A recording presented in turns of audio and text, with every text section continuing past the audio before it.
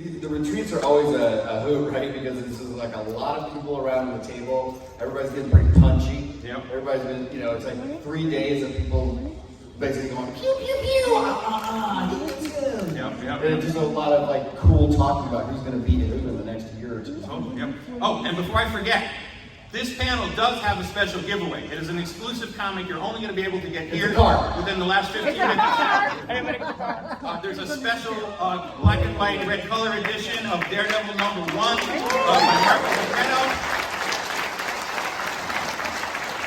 So if you stick around to Q&A time, these will be given out by the staff here at the panel as we go through. So just to start then, back up for a second though. Some of you might not know what summits are, or what the retreats are. We call them either summits or retreats.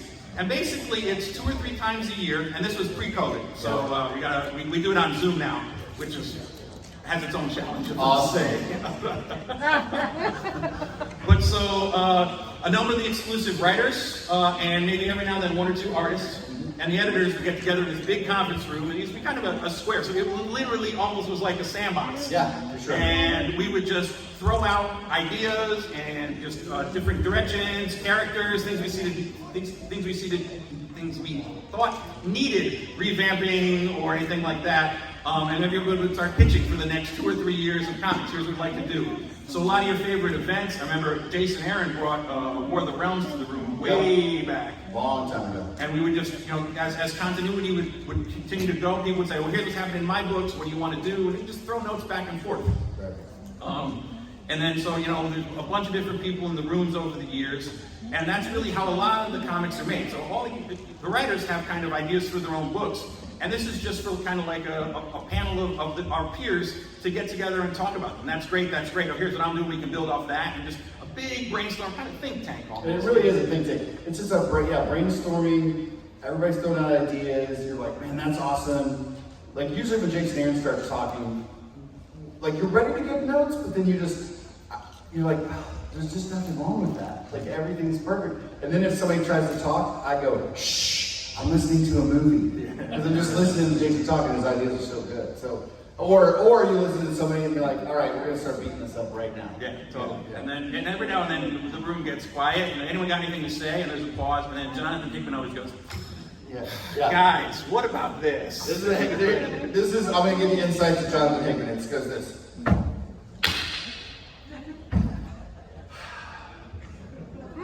I don't want to write your book for you. AKA, you don't write your book for you.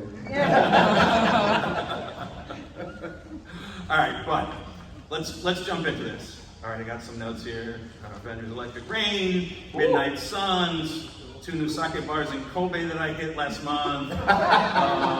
So literally, you want to read the first line in the book? The first line in CB's Moleskin, with everything falling out, his sake bar red goes, is, I love my job. Literally, first line in the first page of his first retreat, running it as editor-in-chief. Wow. And I gotta tell you how special this is for me to have been there for. CB and I have been friends for 22 years now. We met before either one of us worked at Marvel. We met while we were young, scrappy kids wanting to break into comics in various ways. We both got into Marvel at the same time, editorial artists, and we climbed up the ladder on both of those sides. And when CB left Marvel proper to go to Japan and work in some different realms of Marvel, I also took a little break and started out here at Fairyland and did some creator-owned stuff. Kept doing the covers, but just kind of took a bigger break. And it wasn't until CB called me and we knew that he was going to be getting the editor-in-chief job that I was like, well, I guess it's time for me to come back now and my boy's coming back, right? So we started it, and being at that first, so I hadn't been at a retreat for about 2 years at that point while you were gone in Japan for 2 years.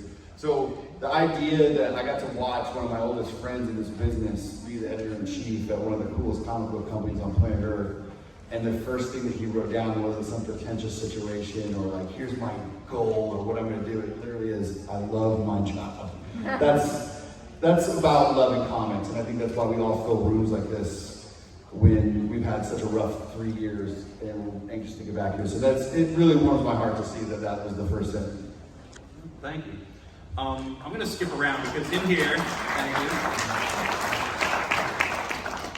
there's a list of artists I wanted to bring over, story ideas I had, and a lot of this stuff was not how to fix anything. The Thor Universe didn't need fixing at that point. It was just how can we make things better, how can we make things different, how can we expand? Like, those are a lot of the points of our conversation. It's not about anything's broken. If it ain't broke, don't fix it. That's kind of the philosophy that we have. Here I have something written that says, awareness is different from infinity. We need to nurture both. And let's create a creative synergy calendar for a year-long Marvel Story Summit. So I don't know where that's going. But as we get into this, I've skipped around. I don't know what this means. It's a poster that says, kill all the children, need more dark moments, no happy ending, no riding off in the sunset, be brutal. I don't remember what we were talking about. That was Howard the Duck. I don't know. That was a Howard the Duck event. Yeah. So there's stuff here. This is where we start. Okay. It says Reckoning War. Okay. Published November 21 to 22, and that got pushed back a little. Can we revisit Spider-Verse, which kind of is coming back early today. Characters to get boosted up and do more with. Okay, let's see how this has come along. All right. And what year was this? This was 2018. Okay. All right. So Vance Astro. I see a fantastic picture somewhere out there. Good job. We did it. We nailed it. The New Warriors. Create a female Kill Raven. I don't know who came up with that one at some point. Blame Zeb. Yep. Zeb Wells. Can we do something new with Doctor Strange? Oh. We saw where that had come from. Let's see. I think someone then decided to create a school of magic. The Doctor Strange. Maybe, yeah. There was. Based on that little note. So I think, let's go back. Strange Academy, you guys, come on. Let's go back to that, because I think before Strange Academy, one of the first things that we talked about doing together was you coming on to Deadpool. Yes. That was really it. Like, I had wanted to be on Deadpool for so long. I was a big Deadpool fan growing up. I was a big Tank Girl fan. I love it. So I just loved all the kind of Mad Cat, like Mad Magazine-esque wackiness comic characters. And being that I'm part of the Marvel family for so long, I always wanted Deadpool. So CB and I went down and did a talk at SCAD College in Atlanta. And I was still adapting the Oz novels and the graphic novels at that point. But we were getting ready to be done. We were close. We were getting ready to do the 6th book. And CB was like, well, what do you want to do after that? I was like, I'd really like to do Deadpool. And but at that point, I think Danny White was still on it. I think so, yeah. And that Deadpool was just kind of locked down. And I was like, yeah, I get it, but like, I guess we won't fire him, whatever. So I did that, and so I was like, well, I mean, Brian's relaunching that Guardians of the Galaxy with Steve McNiven. Maybe I could just like take Rocket and Groot, you know, and just do it like a solo book with them, and then I can that'll be my backdoor Deadpool book. Because it's like a character with attitude that's kind of funny. And so I was always angling for that. And then, yeah, when you came back, you were like, hey, you want to finally jump on that Deadpool book? And I was like, oh my gosh, yes! So, yeah, that was I even remember where it was when I called you about that. I was staying at the Hyatt because I hadn't moved back to New York yet. Right. And I got my coffee and I'm walking up and I called you on my first day. And I was like, Skottie, Deadpool. Yeah, I was driving to the studio, to my office. I was at that time in Illinois, driving to my studio, and I was like, it's finally gonna happen. Yeah, so that was I was so happy that he got the job, and I was also like, wow, not only is CB he's like editor-in-chief now, I'm also gonna come back on a character I've been wanting to write for a very long time. Yeah. And you know, speaking of that, with you, your suggestion is who do you want to draw the book? Came Nick Klein. 100%. And not a lot of people remember, Nick Klein wasn't a real noted artist just yet. I mean, now he's drawn Thor with Donny Cates. Everybody reading Thor with Donny Cates and Nick. Yeah, right? Fantastic title. But you were the one who brought Nick Klein into the fold, right? Yep. Yeah, Nick Klein actually was a very big creator-owned guy. Like he really was. He did a lot of creator-owned work. I had met him. I actually met Nick through. He's German. He's from Germany. And I found him in a weird art magazine once where he did a tutorial on how to digital paint, and I just loved his stuff. And then years ago, my wife and I did a podcast called The Devil in Me, and we took in emails and read emails on the show, and we got an email from a Nick Klein from Germany, and I was like, is this the Nick Klein who does the diesel painting? He listened to our podcast religiously, and I was like, oh my God, I love this guy's art, right? So I've known him for years, and so when it came up for Deadpool, I really wanted to think outside the box of somebody who wasn't your traditional, predictable version of what we would think would be that. And my first choice was Nick, and I really wanted, and so once we all got together, you guys were on board, and I think the stuff that he did on that book, it was amazing. And then once we brought that book to an end, he was like, oh, okay. I was like, do not worry. I will absolutely make sure that we're going to fold you into something. And of course, Thor was going to get ready to kick up. And oh man, who does not love Nick Klein in this room, right? Just amazing. Yeah. So I keep covering this up because I would flip it and show up, but I don't people have cameras that might catch all the secret stuff. You don't need to see. But here it says, check in with Donnie Cates. Maybe we do a new Venom #1. So how'd that work out? Yeah, that worked out pretty well, didn't it? Yeah. Jason Aaron has a pitch we should all hear. I guess we heard that at some point. I don't remember what this one was though. Was that wasn't War Realms? It might have been War Realms. And then no, that was Punisher. Yeah. All right, might have been the Punisher. That was his first seeds of what he wanted to do with Punisher, right? Yeah, so Jason, Punisher book is coming out now. I think issue 4 goes on sale this week or later this month. But yeah, Jason has had this. Or was it Conan? Oh. No, I don't think Conan. We wouldn't talk about the licensed books in a lot of this. Oh, right, yeah. So I think it was Punisher. So Jason Aaron had the seeds for this Punisher story a long time ago. Long time ago. That's usually, for anybody who doesn't know, I think there's a lot of times that it seems like we get, like, these corporate people get in a room and decide what's going to make us the money. And it's really not that. Strange Academy came about with me sitting on a recliner about 11:30 at night, about 2 glasses of wine. I text CB, like, what's up, dude? What are you doing? No, I'm just watching blah, blah, blah. I'm like, me too. Hey, why has nobody thought of doing a magic school at Marvel? He's like, that sounds kind of cool. I was like, yeah, right? Like, there's so many realms in Marvel. What if we just took like a couple kids from each of these realms and taught them magic? He's like, that's great. That's a really cool idea. I don't know that we thought anything of it. Then the next retreat come along. I look at the itinerary. It's like Skottie's magic stuff. Yeah. It's like that's how seeds are started. It's from us nerds at home nerding out, and then texting each other like, I think I got this cool idea. Is it cool? Man, that is cool. Cool. Let's bring it to the room. And you're like, now I am sitting in front of people with suits on, pitching these ideas. Yeah, I think the first time we pitched that wasn't to the creative room, it was to the room of execs. Yeah, it literally was a Disney building up on like the penthouse or something. The Sony building. Yeah, the Sony building. Yeah, it was that one where the amazing Oscorp. The Oscorp, yeah, the building in New York. So they fly me out. It's the first time that I was the only creator at that. So there was an executive editorial retreat. So it's all the Marvel executives, all the highest up editors, and this guy, the guy with the trucker hat snapback. Did not fit in that room. But yeah, that's the itinerary. They were like, contracts, da-da-da, Skottie's magic thing. Like, what? And it really was me sitting in a room pitching a book about, teenagers like falling in love and kissing and doing magic stuff to the people that decide what is going to happen, yes or no to Marvel stuff. So that is really that's how things happen. It's a bunch of people who love stuff and are throwing stuff at the wall and see if we can get it made. Yeah, Skottie. Word. Yeah. For some reason, it made square bagels.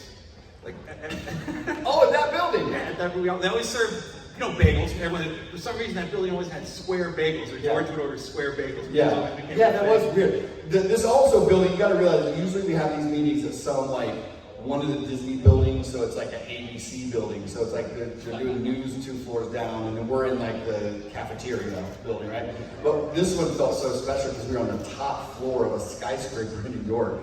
So we're surrounded, and we're just like, whoa, this feels like some corporate espionage type stuff. But it was like a world outside your window moment, like Stan always talked about. We were so high up, you could see Spider-Man swing by, or you think Iron Man's gonna fly by at any time. Yeah, it was so cool.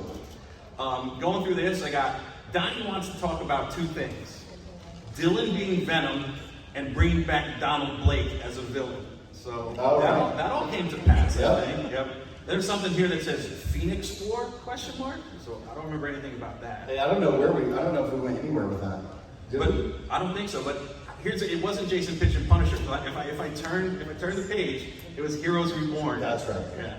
That's right. So I think was it 2 years ago now that Jason did maybe it was last year. The Heroes Reborn, the Squadron Supreme, Yep. Blade, and everything. So That's and again, here you can go back. This is going back 3 years. You can see how long. So you gotta start dating these pages, bro. Well, see, I got 825 here, Marvel download, but I don't have the years on some of these. So for the next Marvel Brainstorm, Sentry/Void, Miss Marvel, Inhumans, Deathlock, Ghost Rider, Ronin, Reptile, Shadow, S.H.A.W.O. I want to run a contest. I know. I want to run a contest to see who can make up the best. Yeah, best actor. Nope. Saladin wants to pitch something, do Black Panther title, check in with Tanahashi.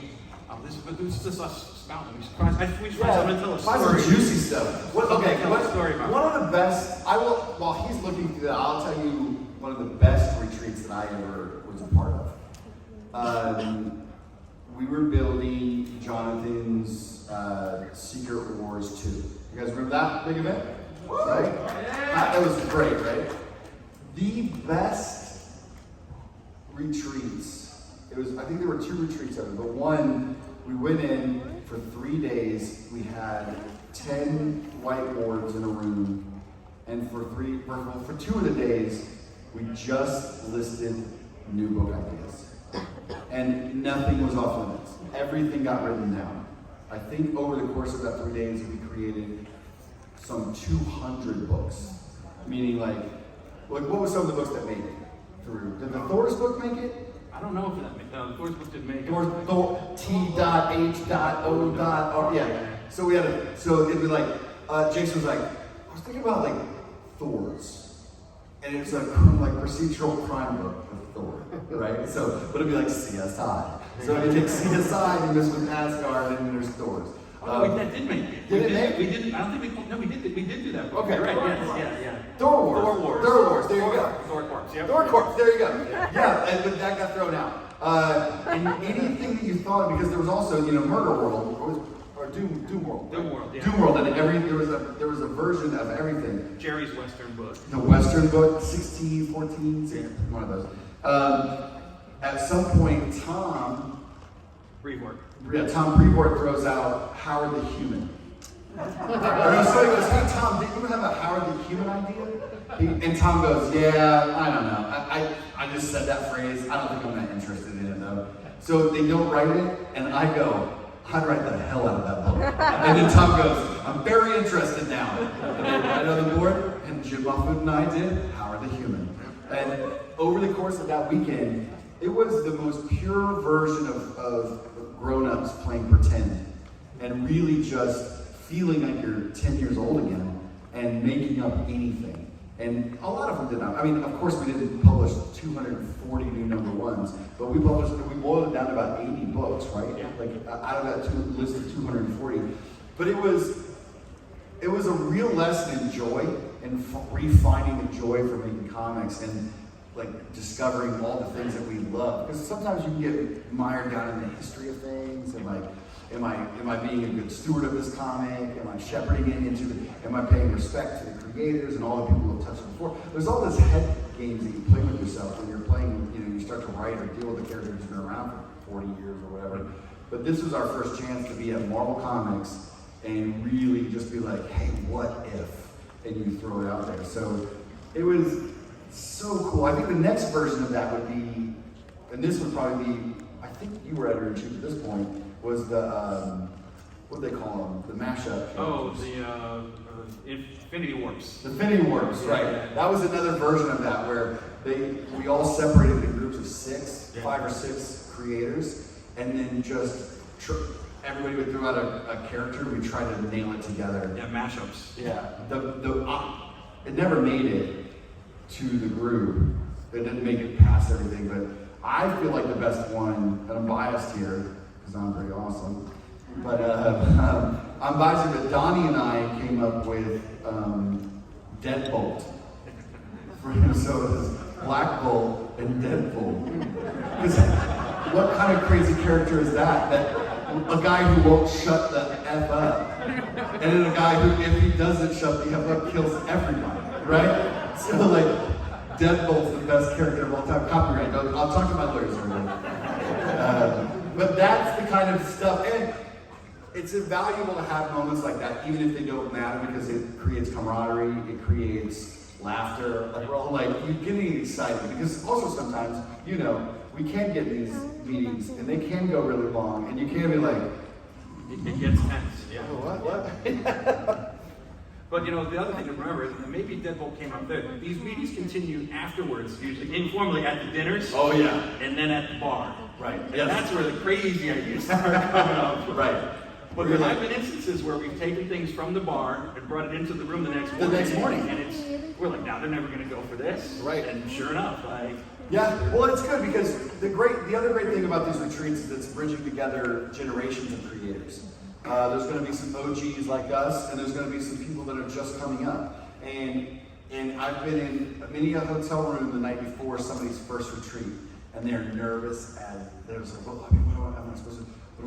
And they're very nervous. So you have a lot of people that have great ideas, but they're also a little scared to bring them up. In a room, you know, it gets very difficult to look across the room and see Mark Wade or see Jonathan Hickman or anybody saying that Jason Arian or Jeff Loeb, these great creators, one of the greatest creators of our day. It gets very nerve-wracking. You're like, should I give Hickman a note? And just no, just don't do it. But the great thing is CB's right. After that, then we will retreat to dinners, and then afterwards the bar, and they have a little bit more like they feel like they're going to say something, and us OGs will absolutely be like, that's a great idea, and we'll help usher that idea back in the next day and give them, not take the credit for it, but be like, hey, I was talking to so-and-so last night. They had a fantastic idea. Share it with everybody. And it gives them the confidence to come back. And I mean, we have watched those kind of creators be nervous, and 2 years later, you guys are buying the absolute hell out of their books. So it's such a cool way for creativity to like be born and be nurtured and grown. It's a really fantastic experience. Yeah, and as for things that get created in the room, I remember two specific examples, and it's ones that you're all going to recognize immediately. Miles Morales was born in one of those rooms with Brian and Axel and Joe. And then Kamala Khan, Miss Marvel. And everyone's watching the show on Disney Plus. Fabulous.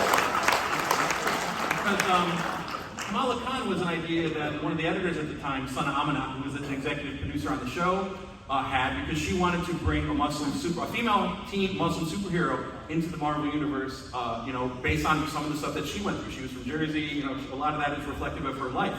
And she had this idea, and it was hard to launch new characters at one point. Yes. And so she was being advised to just wait for the right time, She was working for Stephen Wackman, who was the Spider-Man editor at the time, and that's where they made the decision that Ms. Marvel was going to become Captain Marvel, and Kelly Sue was taking that over. Right. And then that's where Steve finally had the idea, and he turned to her and said, you should make Kamala Ms. Marvel. And that's how that book was born, from that name change, and the rest is history, as they say. So, Right. These are just places where, we do have a lot of fun, but business does get done. Oh, 100%. Yeah, characters like this come. You can point to things like Spider-Gwen. Yeah.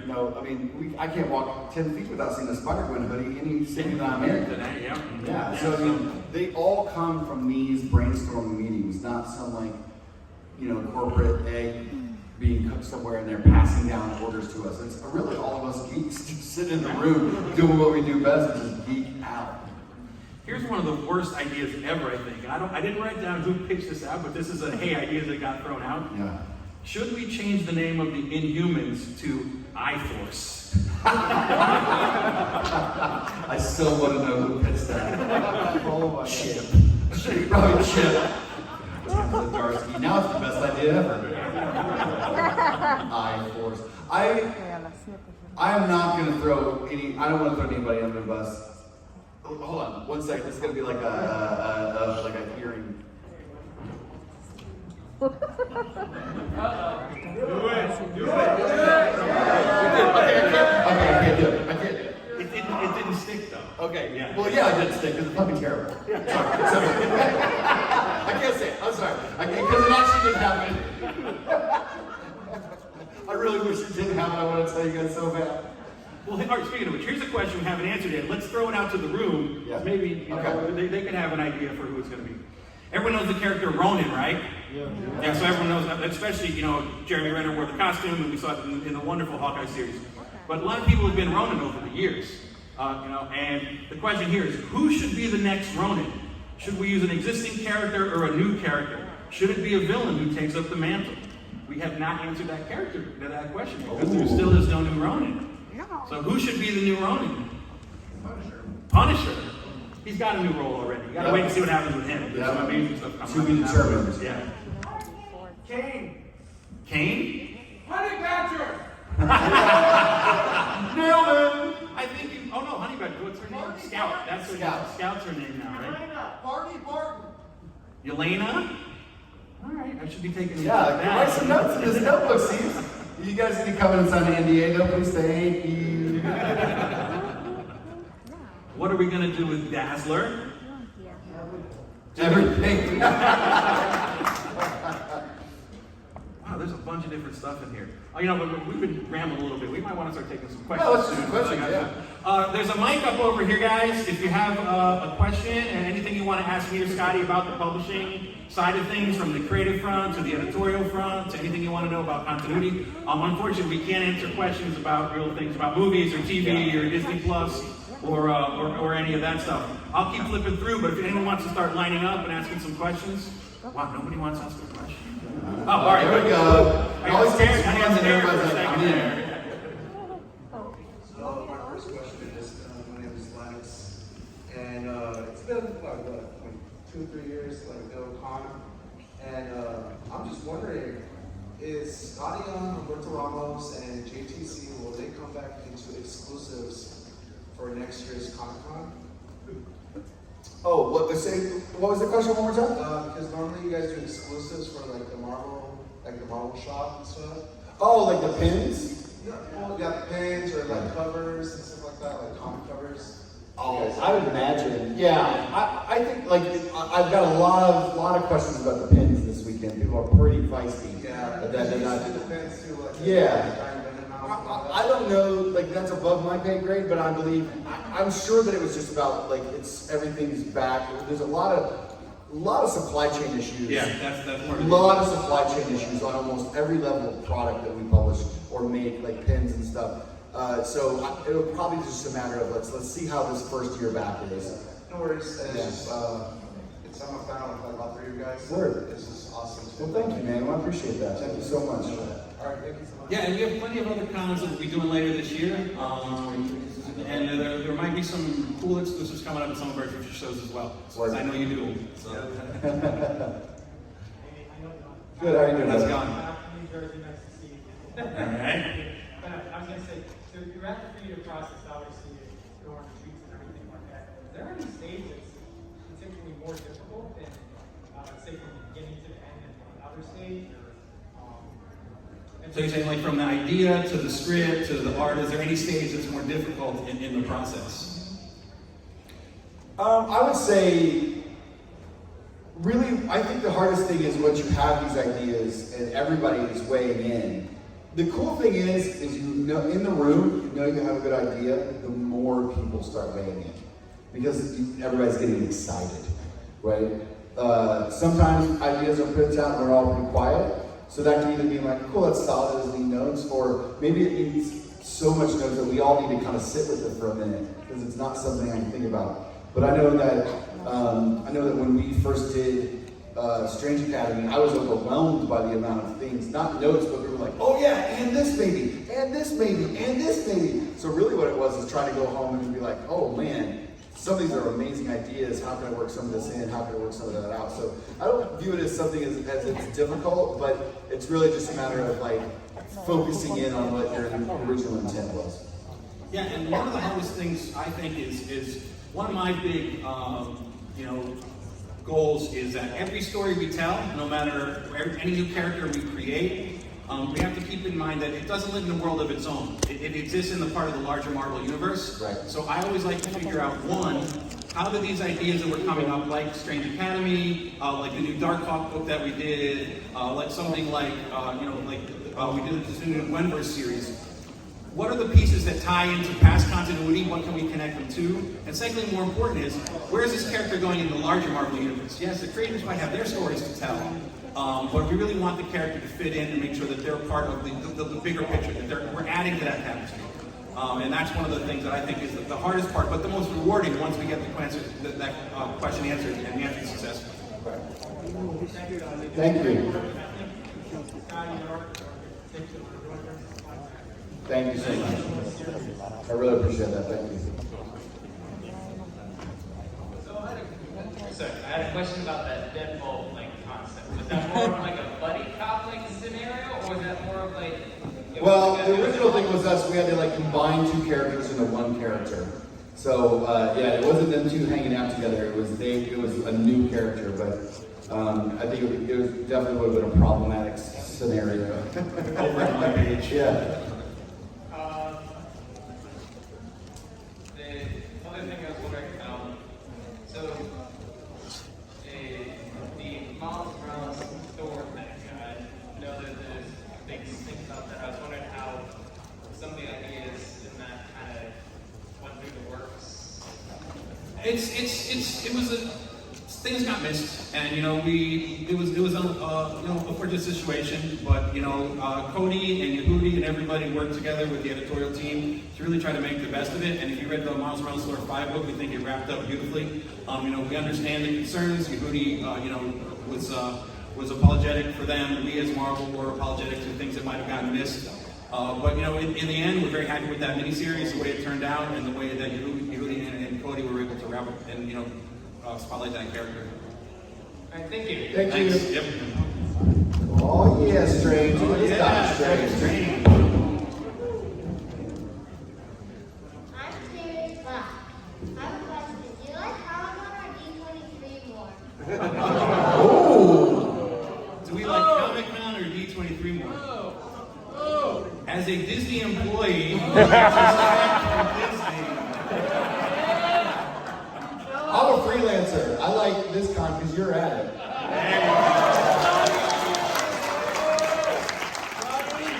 Which kind do you like better? The Comic-Con.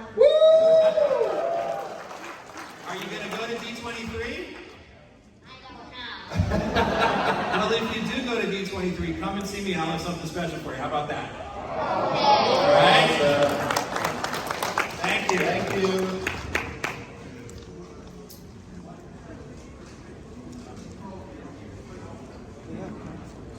Hey guys, I'm Alan from San Diego. Hey, how's it going? So over the years, it's been iconic. I don't want to be things like Whip, Stick, Bam. And I have one If for my whatever nephew reason, who was in the Spider-Man was, you had to You prohibit guys the have use extras, of right? Whip. Well, I'm not able to use that. It's that. What? I'm sorry. What was the question? If for whatever reason, Whip, the Oh, Bam, if it was taken away. Yeah. Oh, God, that's a tough one. It's like burned in my head. Whack. Yeah, I'd probably just quit comics. Resurrect Bennigan's and start working there again. I've always wanted to do a miniseries called Marvel SFX, where it was just an anthology where it was one was Stick, one was Bam, one was Whip, one was Smash. And so each of them would be character focused, but based on the sound effects. My favorite Marvel sound effect is the Bam. And anytime I draw a Nightcrawler, I'll put Biggity Bam. Hey, you know what? I just forgot. There were 2 pages in here that I found that I'd completely forgotten about. And this is a passion project of mine, something we started a while back. But it could be an announcement here, because it was announced a little bit earlier today. But we are launching a new Marvel comic called Test Kitchen. How many people like to eat and cook? Yes. All right. So this is a combination of something we've been wanting to do for a while. It's kind of Food Network meets the Marvel Universe. We're introducing a new chef there. Her name's Anna Amayama. And she is going to have a mishap with Tony Stark and become his personal chef through a series of mishaps. Awesome. And this is going to be a series that explores what it's like to cook for the Hulk. What do you cook for Thor? What do you do when White Queen comes over for dinner for Tony Stark? What do you serve someone like that?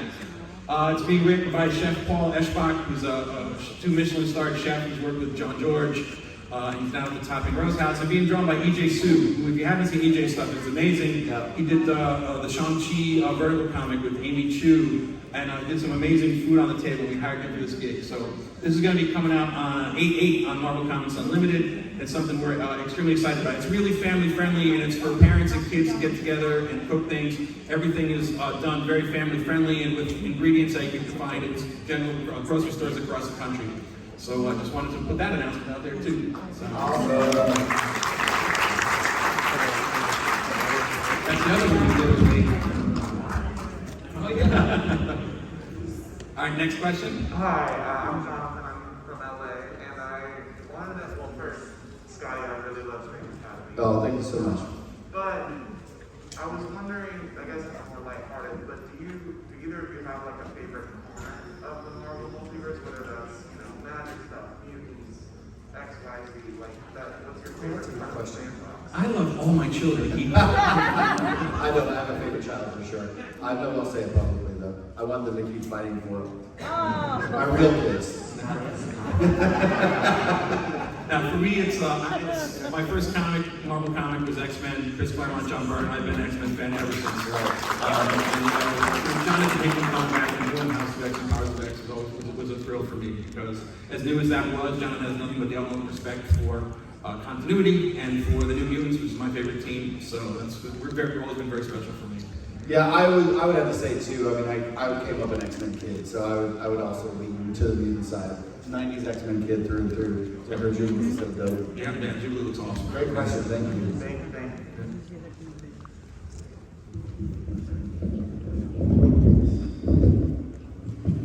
I'm Teresa from Calamasa, and I wanted to know, were you ever able to, back in the day, brainstorm with Stan?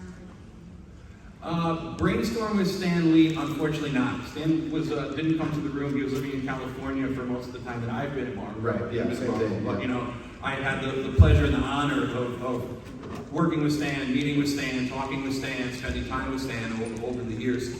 But he was a dear figure for me. Someone who, from the day I knew that there were people who made movies and comics, Stan was an icon in my life. But unfortunately, from a Brainstorm level, I personally never had the chance to work with him, but we did work on some of those mashup comics, Stan Lee, Marvel Universe. Oh, right. Like back in the day. Thank you. Yep. Thank you. Hello, my name is Carla Hoffman. I'm from Santa Barbara, California, and I know this may not be up to you and may be a difficult question to answer, but I was wondering, would you support comics labor unions and the ability for writers and artists and inkers to get their fair share and have a say in what they're paid and page rates? It's a difficult question, and there's a lot of misconception about, I think, comic creators, salaries and things like that. It's something that's too deep to answer here, and unfortunately, that's kind of not my department. We work on the creative side of things. Yeah. So the editorial operations, human resources, finance are people that deal with that. Again, I'm sorry, I'm not trying to avoid the question. It's just something I cannot properly answer, so just don't feel comfortable bringing up. Thank you. Hello, question. Regarding how Ms. Marvel has ended, are there any features of changing Ms. Marvel in the comics to you?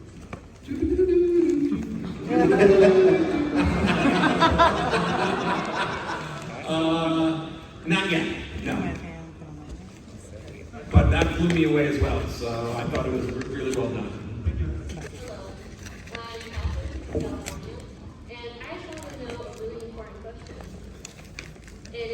What's your favorite color? What's your favorite color? Yeah. I'm an orange fan. I don't know why. So coming in hot. I've always liked green, which I tend to wear. Good lord. Yeah. Fine, mine's green too, whatever.